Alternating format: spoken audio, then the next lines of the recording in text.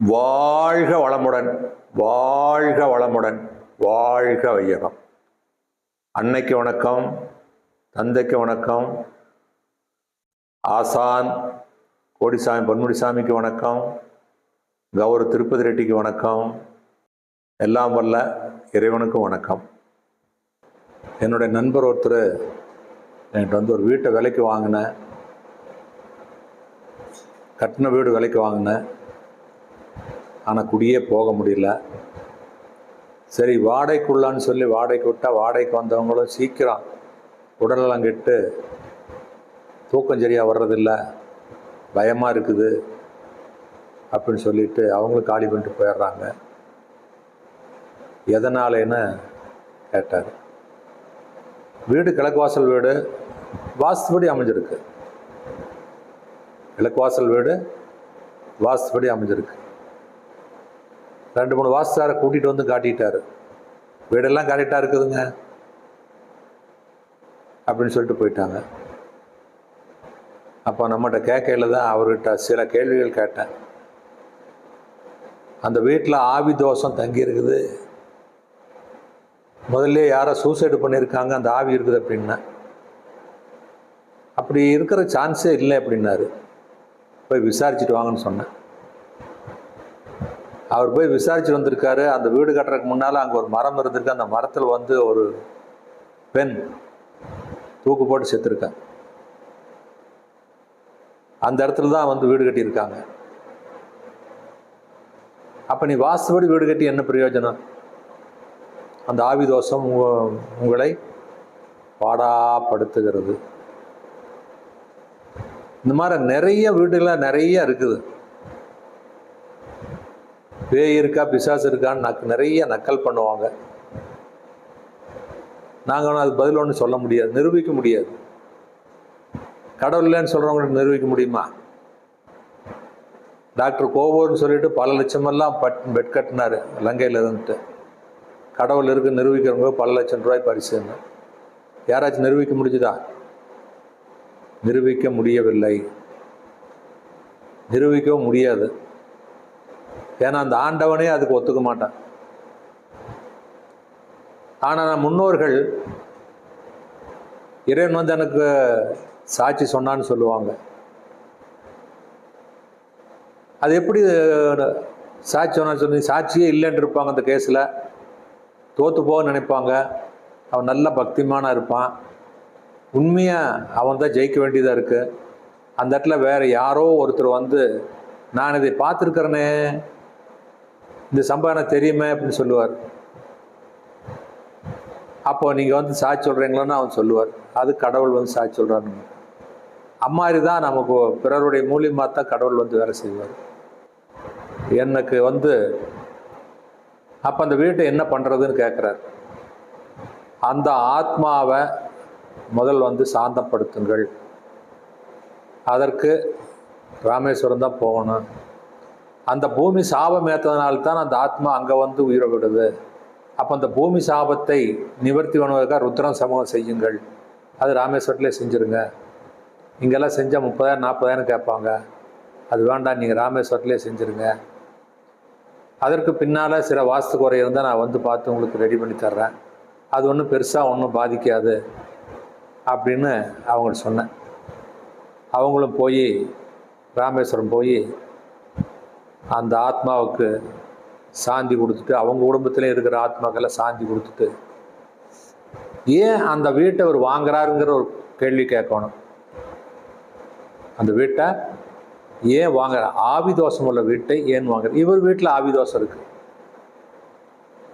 இவருக்கு வந்து முன்னோர்கள் வந்து ஆத்ம சாந்தி அடையாமல் அந்த ஆத்ம சாந்தி அடையாமல் இருப்பாங்க. அப்போ வந்து அதுதான் இறைவன் போட்டிருக்கிறது, இனம் இனத்தோடு சேரும் என்று சொல்லுவாங்க. அதனால இவருக்கு பிரச்சனை இருக்காட்டி தான் அந்த வீட்டை போய் வாங்குறாரு. அப்போ இவர் பிரச்சனையை வந்து முதல்ல தீர்க்கணும். அதுக்கும் ராமேஸ்வரம் தான். இந்த பெண்ணு சூசைடு பண்ண பெண்ணுக்கும் ராமேஸ்வரம் தான். அப்போ ராமேஸ்வரம் போனால் இதெல்லாம் சரியாகும்.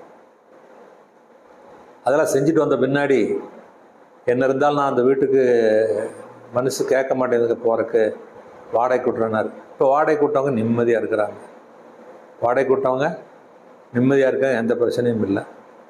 அது இந்த மாதிரி எத்தனையோ வீடுகளில் இந்த மாதிரி இருக்குது. நீங்கள் ஒரு வீட்டில் போய் கஷ்டப்படுறீங்களா, கண்டிப்பாக அந்த வீட்டில் தோஷம் இருக்குது. நிறைய பேர் சொல்லுவாங்க, எனக்கு ஃபோன்லேயே கேட்பாங்க, நான் இந்த வீட்டுக்கு வந்தேங்க, வந்த பின்னால் என்ற தொழிலெல்லாம் நசிச்சு போச்சு, வீட்லேயும் உடம்பு சரியில்லை அப்படின்பாங்க. நீங்கள் இந்த வீட்டுக்கு எப்போ வந்தீங்கன்னா எனக்கு 3 வருஷம் ஆச்சுங்கண்ணே, இந்த 3 வருஷம் தான் இதெல்லாம் அப்படின்னு ஆமாம்பாங்க. முதல்ல அந்த வீட்டை காலி பண்ணிட்டு வெளியில் போங்க. போயிட்டு எந்த வீட்டுக்கு போகிறீங்களோ அந்த வீட்டிலேருந்து எனக்கு ஒரு ஃபோன் பண்ணுங்கள். நான் கேட்குற கேள்வி பதில் சொன்னீங்கன்னா திருப்தி இருந்தால் நான் போக சொல்லுவேன், போனீங்கன்னா நல்லா இருப்பீங்க அப்படின்னு சொல்லுவேன். அதே மாதிரி இன்றைக்கி வந்து நிறைய பேர் வந்து இந்த வீட்டுக்கு போகலாமா வாடகைக்கு போகிறவங்க அப்படின்னு கேட்பாங்க. நான் கேள்வி கேட்டோன்னா அந்த கேள்விக்கு நல்ல பதிலாக வந்து இறையரில் இருந்ததுன்னா போக சொல்லுவேன், நல்லா இருக்கிறாங்க. காரணம் நிறைய வீட்டில் வந்து வாஸ்து நல்லா இருக்குது, ஆனால் ஆவி தோஷங்கள் இருக்கும், சாப தோஷங்கள் இருக்கும், அந்த பூமியில் சாபம் ஏற்றிருக்கும். அப்போ அதெல்லாம் இருக்கும்போது நிச்சயம் உங்களுக்கு நல்ல வாழ்க்கை கிடைக்காது, நீ கஷ்டப்பட்டு தான் ஆகணும். இன்னொரு உண்மையை நான் சொல்கிறேன். அந்த காலத்தில் வந்து நம்மளாம் விவசாயிகள், இதெல்லாம் இருக்கிறவங்கெல்லாம் விவசாயிகள் தான், வேளாளர். அது சோழி வேளாளராக இருந்தாலும் சரி, பால வேளாளராக இருந்தாலும் சரி, பொங்கு வேளாளராக இருந்தாலும் சரி, விவசாயம் பண்ணிட்டு இருந்தவங்க எல்லாமே 5 அடி உயரத்துக்கு தான் நிலவு வச்சாங்க. உங்களுக்கு ஆசாரி சொல்லுவார் 5 அடி தான் வைக்கணுங்க பார். அப்போ 5 அடி நிலவு வைப்பாங்க. வீட்டுக்குள்ளே போகும்போதெல்லாம் குனிஞ்சு குனிஞ்சு குனிஞ்சு குனிஞ்சு போயிட்டே இருப்பாங்க. அந்த குனிந்ததனுடைய நிலை என்னாச்சுன்னா, பெரியவங்களை கண்டா குனிய வேண்டிய ஒரு சூழ்நிலைக்கு வந்துடுது. அங்கே நாட்டாமைக்கு பார்த்தா குனிஞ்சுக்குவாங்க, ஊர்கவனை பார்த்தா குனிஞ்சுக்குவாங்க, இல்லை வெளியிலேருந்து ஒரு போலீஸே வரதுனால அவங்களுக்கு கண்டால் குனிஞ்சுக்குவாங்க. இந்த குனிஞ்சு குனிஞ்சு குனிஞ்சு குனிஞ்சு என்னாச்சுன்னா அவங்களுடைய வாழ்க்கையே குனிந்தே போய்விட்டது. ஆனால் இன்றைக்கி எல்லாருமே நிலவு வந்து 6 அடி 7 அடி 8 அடி வைக்கிறாங்க. இன்றைக்கி எல்லாம் நிமிந்து வீட்டுக்குள்ளே போகிறாங்க, நிமிந்து வீட்டுக்குள்ளே போகிறாங்க. இன்றைக்கி யாருங்க வந்து யாருக்கு பயப்படுறாங்க? யாருக்கு பயப்படுறதில்லை.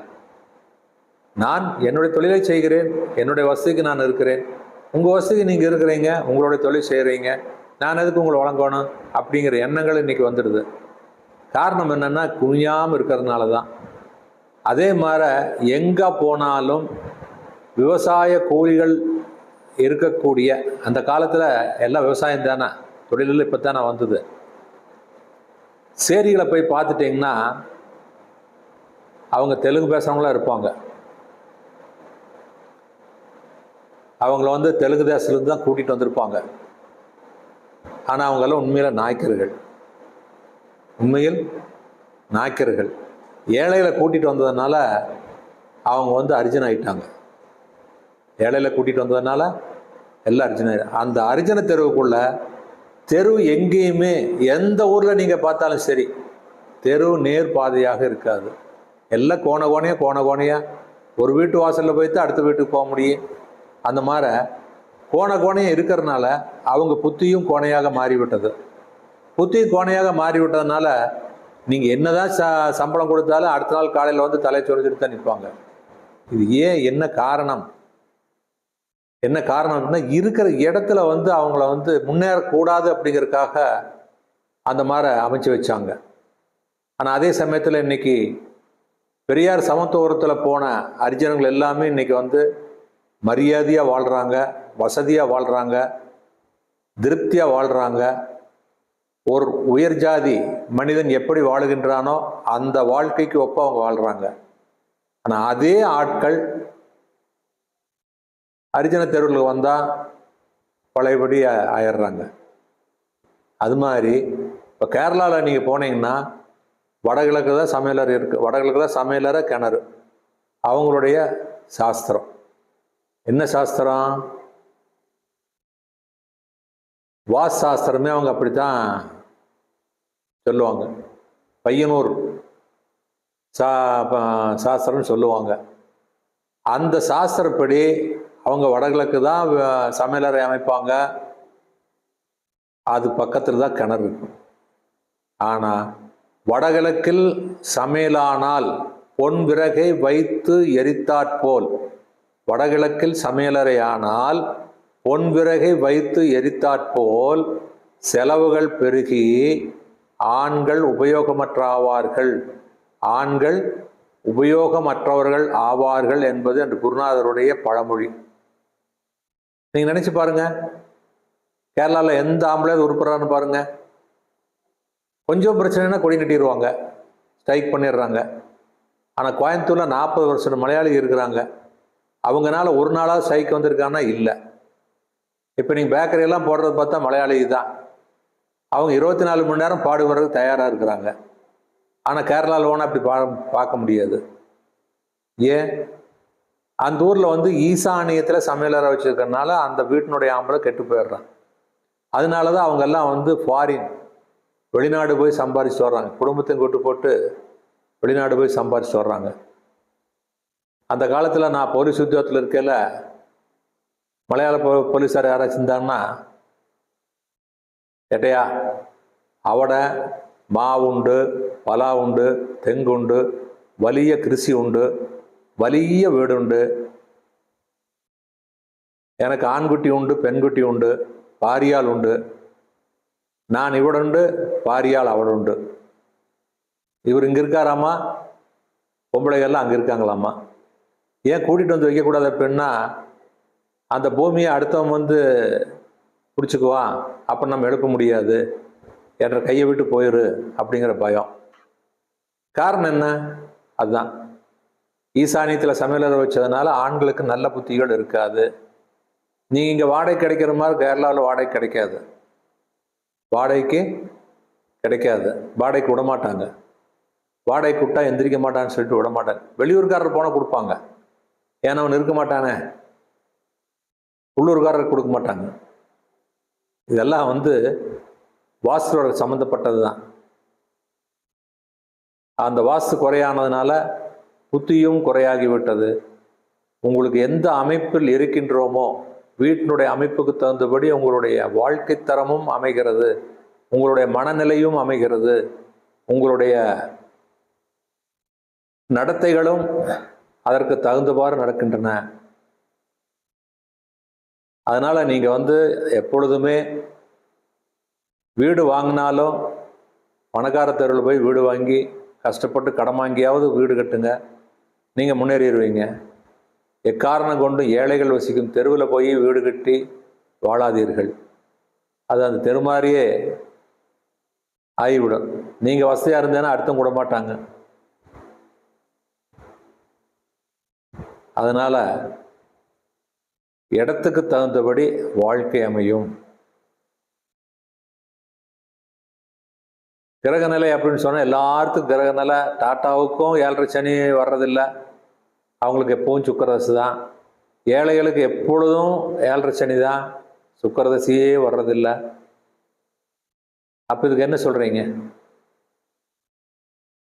கொரோனா வந்தபோது அந்த வருஷம் அப்படி இருக்கும் இப்படி இருக்குன்னு டிவியில் ஜோசிகார் 4-5 பேர் சேர்ந்து சும்மா அளக்குறாங்க. அப்படி இருக்கு, இப்படி இருக்கு, அப்படி முன்னேற்றம், இப்படி முன்னேற்றம் வரும்னு சொல்லிட்டு. ஆனால் அதே சமயத்தில் அந்த வருஷம் கொரோனா எல்லா தொழிலும் பாதிக்கப்பட்டது பார்த்தீங்களா? அப்போ ஜோசியம் என்ன பொய்யா போச்சா? ஜோசியம் பொய் இல்லை. இந்த ஆண்டுக்கு இப்போ இப்படி எல்லாம் வரும் என்பது சாஸ்திர விதி. அதே அடிப்படையும் பார்க்கணும். நம்ம என்ன நடக்குமோ அந்த ஆண்டுக்குள்ள பலனெல்லாம் அந்த ஆண்டு மாதிரி நடக்குன்னு சொல்ல முடியாது, ஒவ்வொரு ஆண்டு அதே மாதிரி நடக்குன்னு சொல்ல முடியாது. அதுக்கு தனியாக பிரித்து பார்க்கணும்.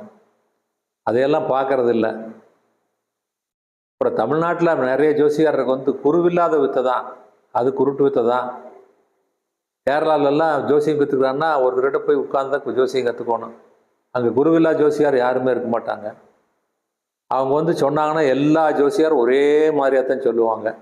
சொல்கிறதுல வேணா பயப்படுத்தி சொல்கிறவங்களும் உண்டு, பயப்படாதேன்னு சொல்கிறவங்களும் உண்டு, பயப்படுத்தி காசு கொடுக்குறக்காக சொல்கிறவங்களும் உண்டு. பயப்படாதீங்க, உங்களுக்கு இவ்வளோதான், இவர் இந்த கோயிலில் போய் இந்த மாதிரி செஞ்சுக்கங்கன்னு சொல்லி அனுப்புகிறவங்களும் உண்டு. இதுதான் நீங்கள் மாற்றம் பண்ண முடியும். நீங்கள் பிரசன்னம் வச்சாலும் அந்த பிரசன்னத்தில் எல்லாரும் ஒரே மாதிரியாக தான் சொல்லுவாங்க, மாறி சொல்ல மாட்டாங்க. ஏன்னா அங்கே எழுதப்பட்டதை படித்து வந்து சொல்லுகிறார்கள். இங்கே அப்படி இல்லை. புக்கை பார்த்து படிச்சுட்டு ஜோசியம் சொல்ல ஆரம்பிச்சிடுறாங்க.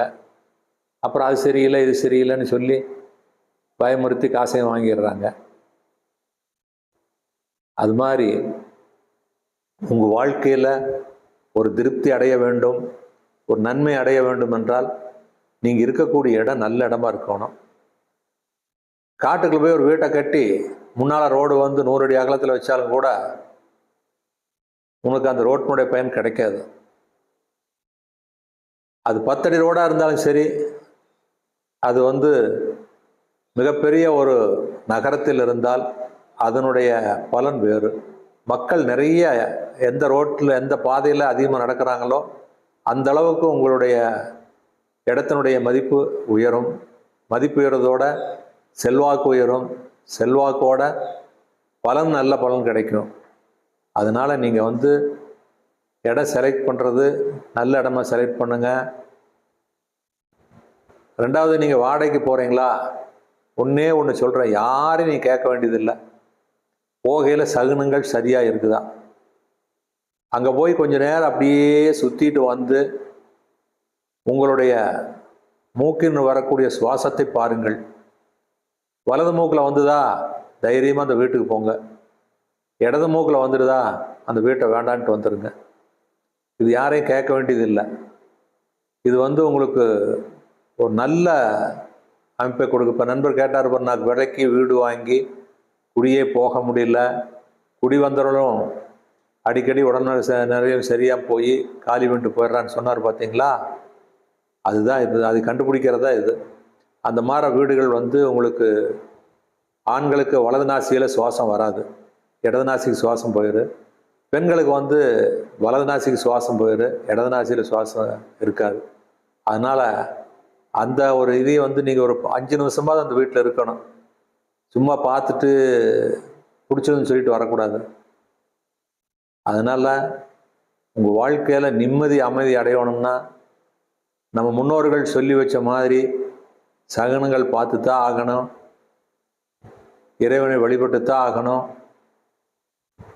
இந்த மாதிரி ஆராய்ச்சிகள் நம்மளுடைய முன்னோர்கள் சொல்லி வச்ச சகனங்களை வந்து நீங்கள் கண்டிப்பாக கடைப்பிடிச்சிங்கன்னா உங்களுக்கு அந்த பிரச்சனைகளே இருக்காது.